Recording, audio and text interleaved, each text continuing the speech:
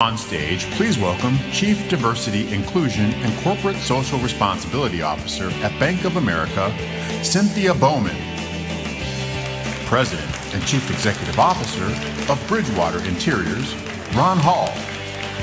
President and Chief Executive Officer of Kelly, Peter Quigley. And to moderate the discussion, please welcome Executive Advisor at BridgeDetroit and host of Detroit Today and American Black Journal, Stephen Henderson.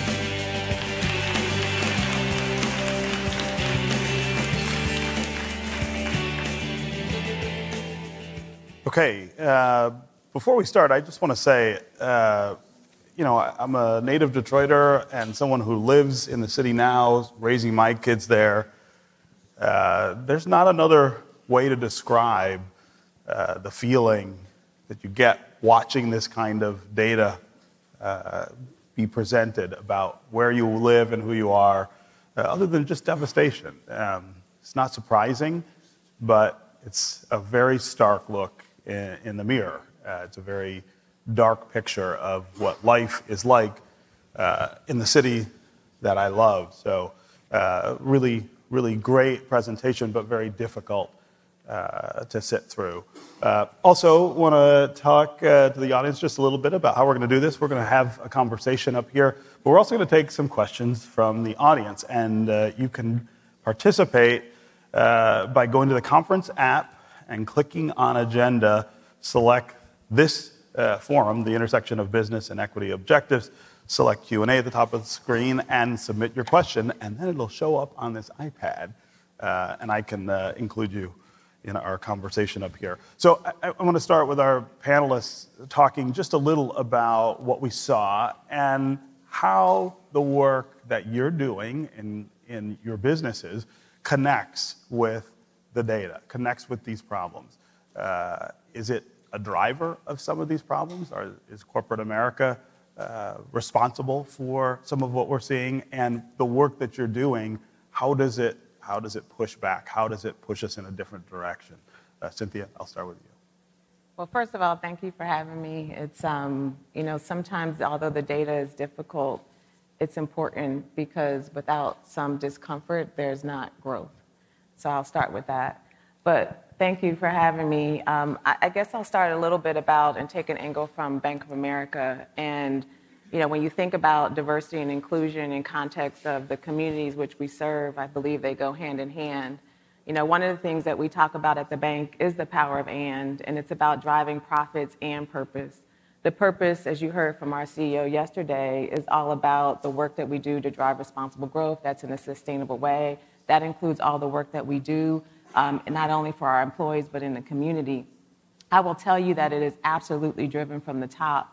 And so we do think we, as a corporation, have a role in creating economic opportunity and addressing issues around racial equity in the communities we serve, but also for our own people. And that's a lot of part about my job.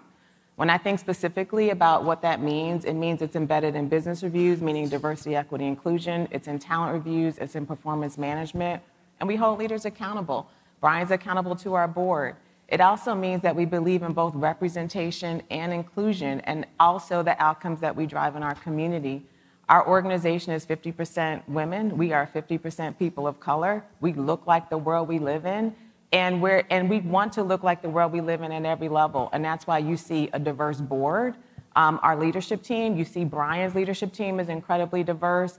He has 8 women that directly sit on his management team. 4 of those women lead 8 lines of business. 2 of those leaders are Black African American. 2 of those leaders are Asian. 2 of those leaders are Hispanic Latino.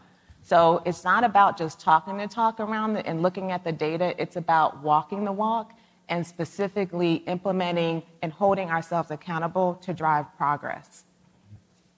Ron? I completely agree. Bridgewater Interiors was really born of the supplier diversity and inclusion efforts in the automotive industry.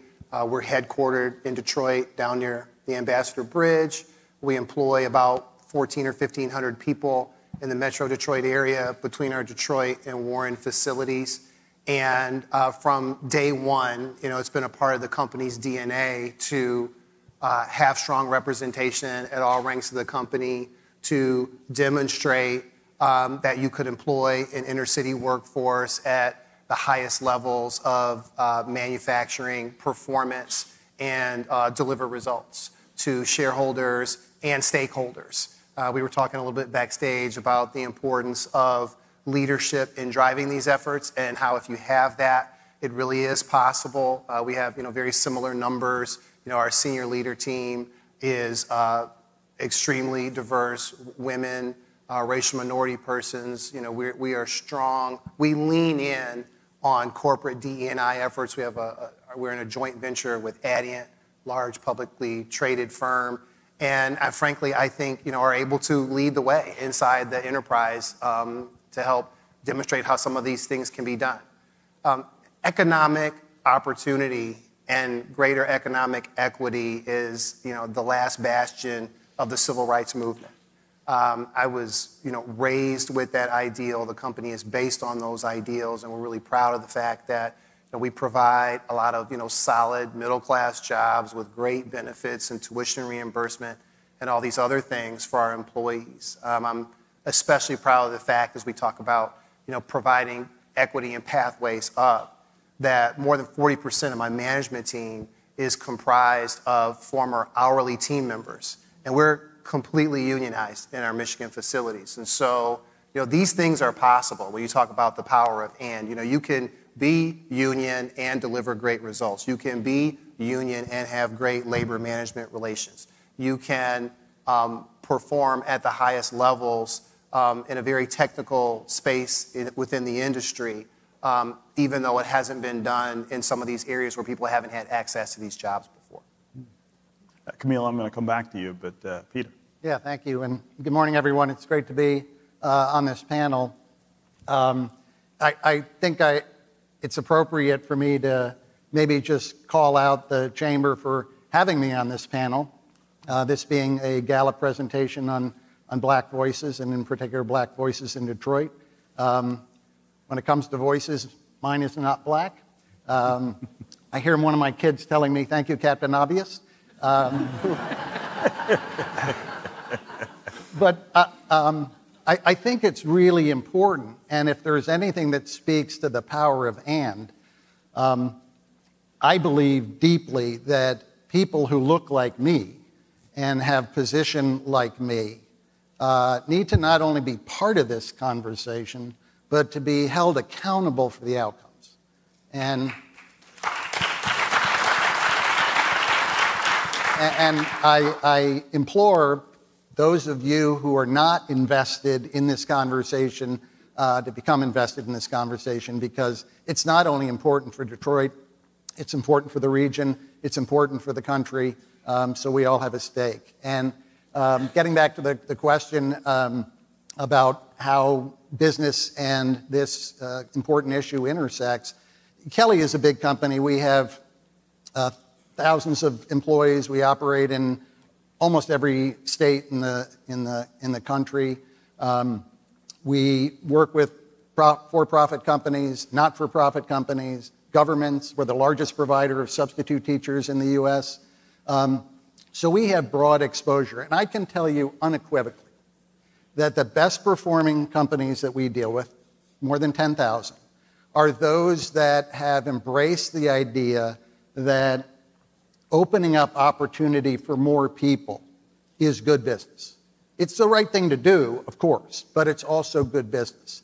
And we see time and time again the best performing across sectors among the companies we serve are those companies that, like B of A, has adopted a deliberate, disciplined, data-driven approach to DEI that they measure and produces outcomes that support the idea that selling to the communities that we all serve, being representative of that in your employee base is a good start. So that's clear. But this is not Diversity 101 pablum. We have done our own research to correlate with what Gallup has done. We talked to 1,500 C-level executives, 5,000 of their employees, and we can we released this in May. It's called Rework. We've done it for a number of years, but we released the most recent version in May. You can find it on our website, costplusdrugs.com.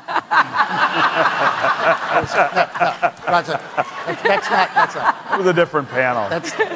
That's the other billionaire. kellyservices.com. But it establishes very clearly the correlation between the best financial performing companies are those that embrace not only diversity from a representation standpoint, but equity and inclusion in the workforce. So it is unequivocal, and I encourage any company, business owner, organization that has not gotten the message, happy to talk to you about all of the body of work that goes into what I just talked about. Yeah. Camille, I want to have you draw a few connections for us. One between the drivers of the data that we see, and then connecting that to the solutions to the things that we see. I think there's a continuum that I think we have to acknowledge up here, which is that corporate America, our economic system, is part of what creates the data that we see in places like Detroit. At the same time, the reason we're having this conversation is because corporate interests have tremendous opportunity to change that. But I want to have you just kind of talk about how those things interconnect across that divide. Absolutely. So one of the things that we see in the data is this ability, the perception of being able to get ahead by working hard. I think what could be discouraging is more than just like, I want a job, right? But you start to think about, well, what does a good job look like for me? It's an opportunity to go somewhere to work where I feel like I can contribute meaningfully to the organization's mission, but that I can do so being who I am or showing up how I want to show up, and that I have a fighting chance in terms of my ability to leverage opportunities within those organizations. So one of the things is saying, when we look at some of the data as to why Detroiters say that they would look to leave their employers, I think next to higher salary, that was number one, but also better benefits. The other thing was this idea of being able to leverage opportunity. And so when you start to think about creating equitable systems within organizations and letting individuals who work for you feel like they have an ability, like anyone else in the organization, to leverage those opportunities, I think that's really what you're hearing and what we see in some of the national data around what workers' experiences are like and how confident they feel in their ability to achieve their career goals at the organizations that they currently work. And you're saying those who are able to give that a 5 are significantly more likely to say that they had no intention to leave their organization within the next year. So when you start to think about, well, why is that important? With the war for talent and thinking about, creating environments where employees want to work and where they feel like they can achieve their career goals is very much important to organizations and businesses' bottom line, as well as creating conditions for workers to feel like, they can achieve their life goals, right? And achieve equitable life outcomes by working here. So I do think that there's a strong connection related to what people are saying that they want and expect from their employers. Yeah. I want to have our panelists each talk about outcome and how you measure outcome outside of your company first. But what tells you that the things that you're doing are making a difference? What tells you that the things that you're doing are correcting some of the data that we saw in the report? Ron, I'll start with you this time. I think anecdotal feedback is really important. We're a small enough company that it's important to me when I interact with employees walking around, our 4 facilities. There are 2, as I said, in Metro Detroit, 1 outstate, and then 1 in the Southeast. I learn a lot, every time I walk the production floor, as people will approach me and just share a little bit about what their day-to-day experiences are at the company, what's working for them, what's not. And we absolutely, go back to the HR team and talk about, how can we make this a little better in this way or that way? You can't do a whole lot. Manufacturing is what it is. particularly for a just-in-time manufacturer like us that's, producing at pace and online with the automaker assembly plant that we're supplying.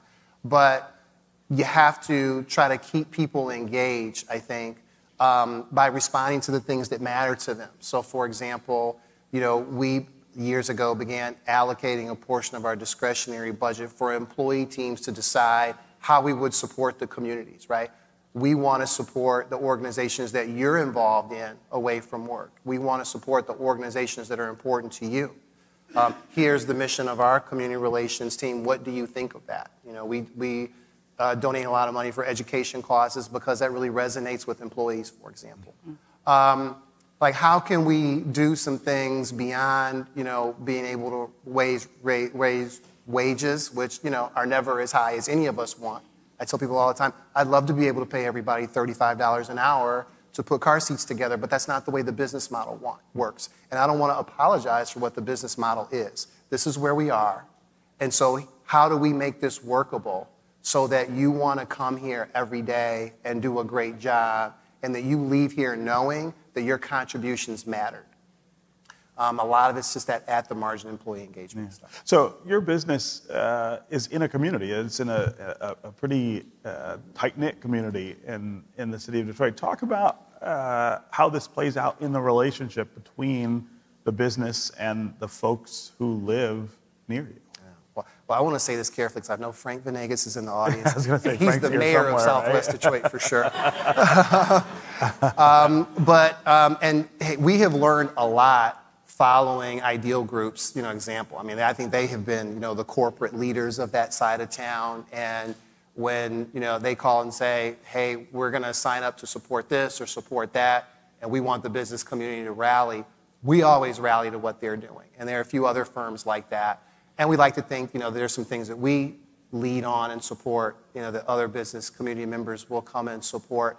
It seems to work. We have a lot of employees who live near the plants, both plants, in the area, and really seem to care about the fact that, we support the community efforts surrounding the plants. And, we show up at the meetings and we care about the public safety stuff, and we keep all the little things that just require attention from leadership that will communicate to people in ways large and small. Hey, we see what you're dealing with. We see a way to make, your world working for us a little bit better, so we're trying. And Warren, I'll use an example. We had, an auto theft problem out there, as did other businesses out near Van Dyke and 696. And we put up fencing around the property and automatic gates and brought in a level of security that we hadn't had to have in 15 years. But it's one of the things that kind of changed for us post-COVID, was that part of the landscape.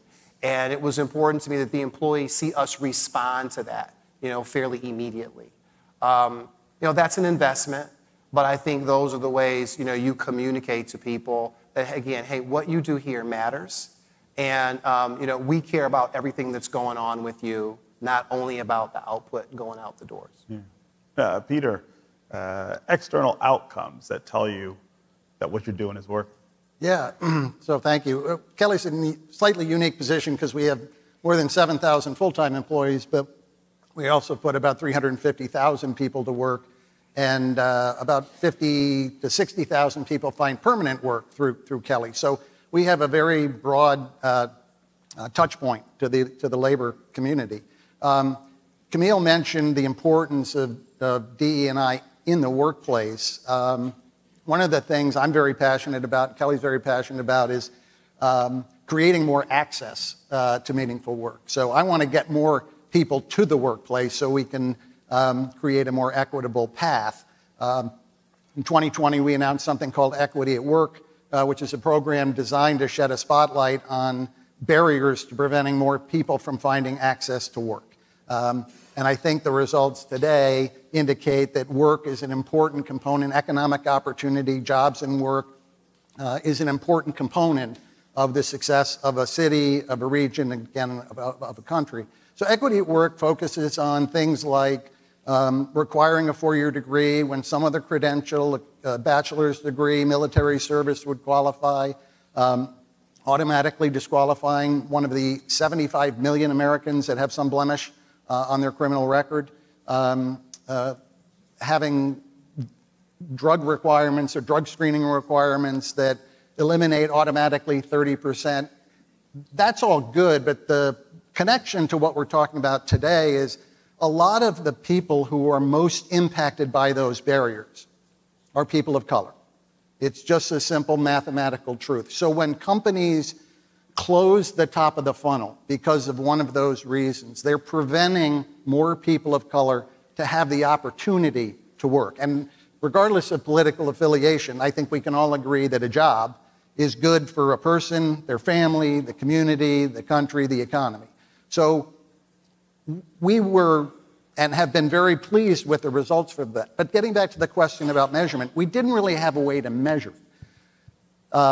My team came up with a way using technology to measure the impact that we are having on individuals who are facing some kind of barrier. And while it's early, it's 3 months of data, there were more than 1,000 individuals that found work that had one of these barriers existed prior, they would not have found work. 1,000 individuals working, more than 1,000, working with more than 25 companies. Now, that's 3 months. If you think about if that was 250 companies or 2,500 companies, what a difference we could make to creating access to work. So then we can be talking about, okay, then how do we create mobility with work? How do we address some of these other issues at work? But I'm very pleased with the results. And by the way, for those of you who are employers, of that population, the turnover rate is 4.5%. 4.5%, because they're appreciative, they're loyal, and our ability to fill those jobs has gone up considerably, again, because we don't have to fight with the barrier. Cynthia? Just really building off of what Camille said, because I think she made a really important point. One of the things that you'll see in our annual report, it shows our employee engagement, and it's going to show you a trend line that looks like this. The D&I index is the same way. That's how we measure inclusion. There's a lot of debate on how you measure inclusion. I would say pick a term and measure it. Because the opposite of not feeling included is excluded, which means you don't belong. I mean, and so we sometimes get lost in semantics. It's important we're really clear, because it's two elements. One element is, can people bring their whole selves to work, and do they have equal access to opportunity regardless of difference? What you also see on that same trend line of engagement and D&I going up is turnover that goes down. So you want to attract an incredibly diverse workforce that wants to work there, and they will give back to the community, and we see that in our numbers. So that's number one. And how do we do that? By creating a culture of inclusion. Again, we measure it. So every employee, every manager across the bank has their own inclusion index and their D&I index. You heard from our CEO yesterday that said it's embedded in talent planning. So you just can't perform. You have to drive an inclusive environment. And we define what that means at the company, and we measure it. And then we hold leaders accountable. The other element that was also being discussed was, well, what do we do in the community? And we do a lot. I'll give you some examples. So one of our commitments was around $1.25 billion around economic opportunity. We measure the impact. So it's just not about making a statement. It's about devoting those dollars in the community. They're around things like workforce development. We have been hiring. We hired 10,000 people from low to moderate income without college degrees. We double down in hiring another 10,000. It's around entrepreneurship. The work we're doing, particularly as the pandemic that impacted Black and brown entrepreneurs specifically, we've been doubling down with financial investments and support. It's about addressing things like health equity, another commitment, because the impact, particularly in Black and brown communities from the pandemic, were disproportionately impacted in certain groups. So we went into specific certain communities, and through the help of the market, have been deliberately distributing funds and dollars to help address inequities around health. And then the last area is housing. We have a $15 billion commitment. It's all devoted about providing grants and to provide more ownership, which we know is access to equity, particularly in communities that have not had that same access. So my follow-up is, we have to be true to data and facts and not just talk about these commitments, but show what we're specifically doing to move the needle. Yeah. We do have a number of audience questions, and I think this one is a really great one. It says, the top barrier for Detroiters accessing work is lack of transportation. What can businesses and employers do to address this challenge?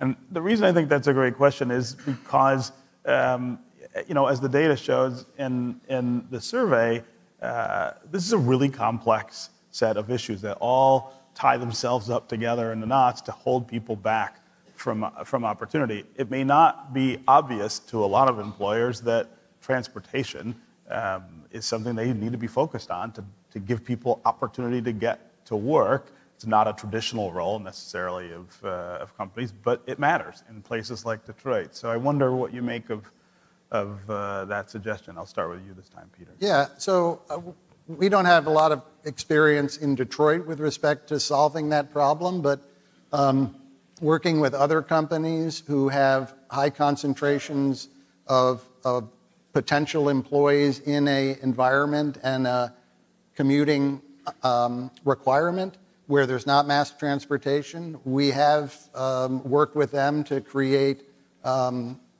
private, busing solutions that have a regular cadence of transportation that runs through the day. It pays for itself when you think about the cost of production lines not being open or the cost of turnover or people absenteeism.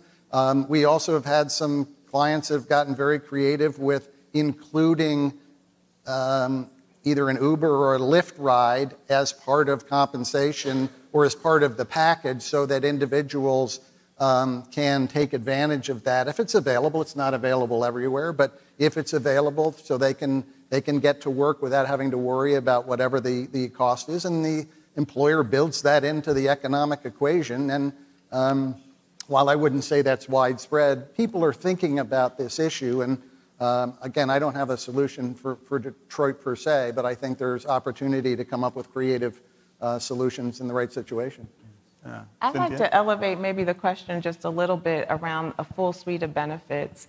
And I do think that this is really important. We do have commuter compensation benefits. We actually doubled down on a lot of that during the pandemic to help individuals, particularly those in critical roles that had to go in and weren't able to work from home at the time. But it's all types of benefits. I mean, when we look at our parental support, it's raising our minimum wage. We're now at $22. We've committed to $25 by 2025. It's about not raising medical premiums for our employees, particularly those who make under a certain amount of money. It's about creating jobs so every employee at the bank is living and has a sustainable wage and not having to work 2 or 3 jobs to make ends meet. We focus on wellness and emotional support, financial support. I mean, I will tell you that the benefits across this company are top notch, and we double down on many of those even during the most critical times of the last several years. Why? Because you want people coming in and living and being able to work a true sustainable job at your company. And so we have to really think about this whole suite of benefits and how you support your employees as a component of being a great place to work. Ron? I agree with all that, and I'm sitting here, envying companies the size of B of A. Because in my world, as an auto supplier, we have talked about some of these issues. Local businesses have talked about maybe we want to put together a private transportation service. Because for sure, transportation and childcare are the 2 biggest barriers that people who work for us and people who want to work for us have to coming to work or joining our workforce. Generally, the feedback we get is the pay is okay, the benefits are great, but man, transportation and childcare are the barriers for me. And so we are aware of it. There have been off and on conversations with various coalitions of business groups to try to address some of that.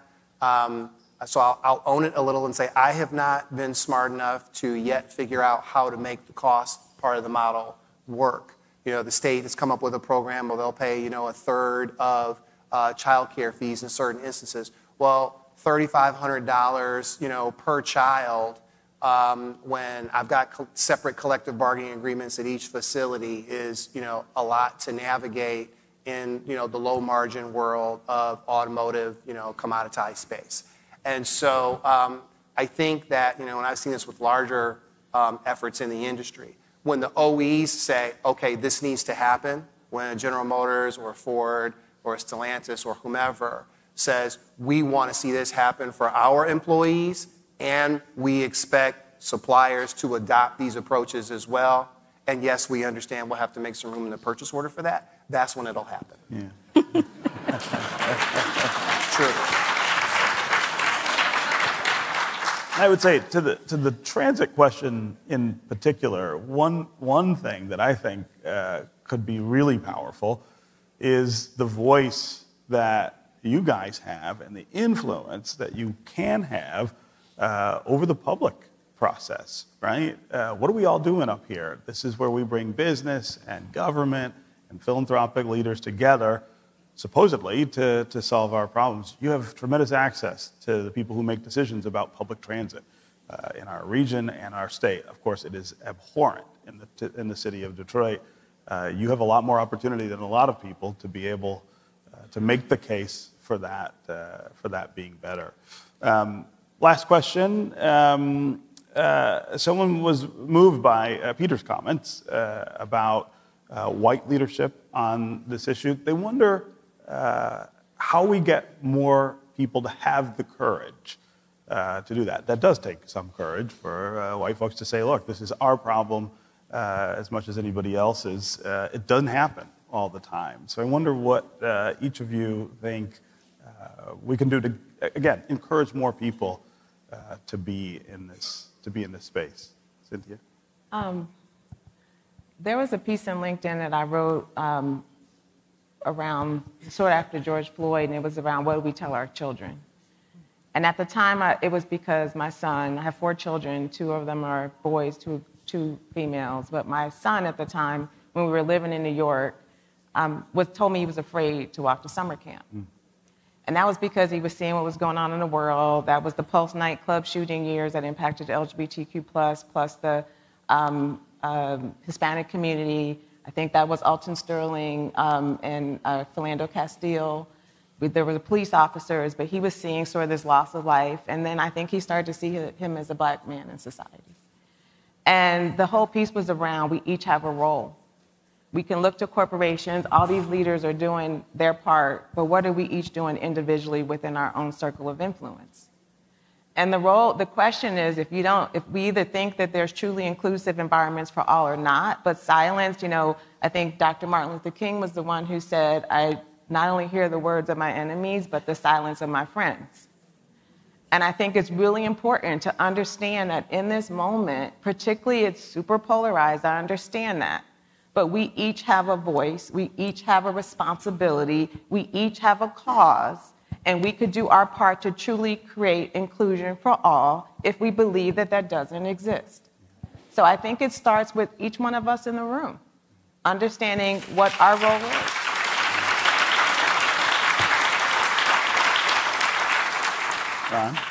I'd like to lift up especially the importance of professional allyship. We were talking about this a little bit backstage. So, Bridgewater is, a $2 billion a year company that would not exist if John Barth hadn't decided, 25 years ago, this is important and I'm going to lean into this space. If Harold Kuttner, who was leading General Motors purchasing at the time, another white guy, hadn't decided, this is important, this is the right thing to do, this is ultimately good for the business, I'm going to lean into this space. And they, created a company that, has been a part of a broader movement that has created, I should know the numbers, I'm sorry, I don't, but, thousands and thousands of jobs and millions and probably hundreds of millions of dollars in compensation for black and brown people and higher levels of participation for them in one of the most important, maybe the most important manufacturing industry driving the national economy. Would not happen without allyship. Yes, people like, my father and my colleagues and me today, have to step through the door and have to make the most of the opportunity, but you've got to get the opportunity because somebody who was in power decided, that's important. And it's still important. I'm at all levels. I see it all the time in my career. Again, we were talking about this a little bit backstage. Allyship is important. Certainly everybody in this room can do something, and more than you do now. It's not enough that you're not a racist. How are you helping to make society more inclusive? Camille, I think the question to you is how do we elevate the exposure to this data? How do we get this to the people who need to hear it, need to see it, and then need to act on it? Yeah, so Stephen, I love the question. I'll say this.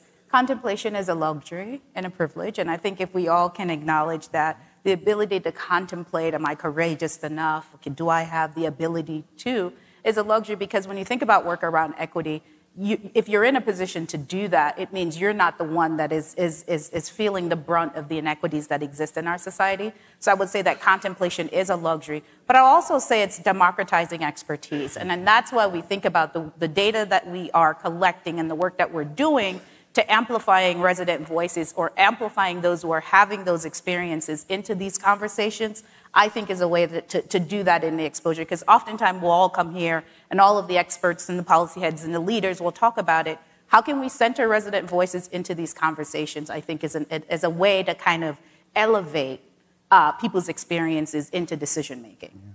Yeah. I'll be very brief. I would say, there was a time where the answer would be you can't tolerate any behavior that supports anything that's going to disadvantage anybody unfairly. That's clearly not enough. There was a time when treating everybody equally, and I will tell you that was for a long time. I thought that's, blind justice, that was me, treat everybody equally, and I've done my part. But what I've learned in the seasoned years of my career is that is not enough. This has to be active participation. You have to work diligently and thoughtfully and deliberately to radically change the way and the narrative that we've lived with for too long. And that requires, again, everybody, including people that look like me, to raise their voices, get in the ring with us, and we'll advance. And next year or the year after, the results will show, I'm sure. We'll be there to measure it. Yeah, there's a.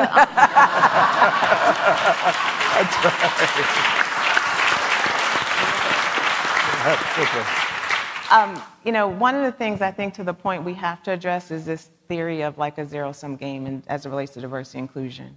This belief of more for someone means less for me. And, you were starting to sort of say there's all kinds of studies that have told us for years that actually it should grow the pie. But why we keep coming back to that gets in the way, I think, of why sometimes there's a belief in acting or how it's perceived. There was a quote that said, equity for all doesn't mean less for you, it's not pie. And I like to think about that because I think we have to start challenging these fundamental beliefs and assumptions that are deeply held that get in our way of truly driving the work that needs to be done and creating a more inclusive environment for all. Yeah. So great way to end this conversation. I want to thank our panelists and, of course, thank the audience for your great questions as well.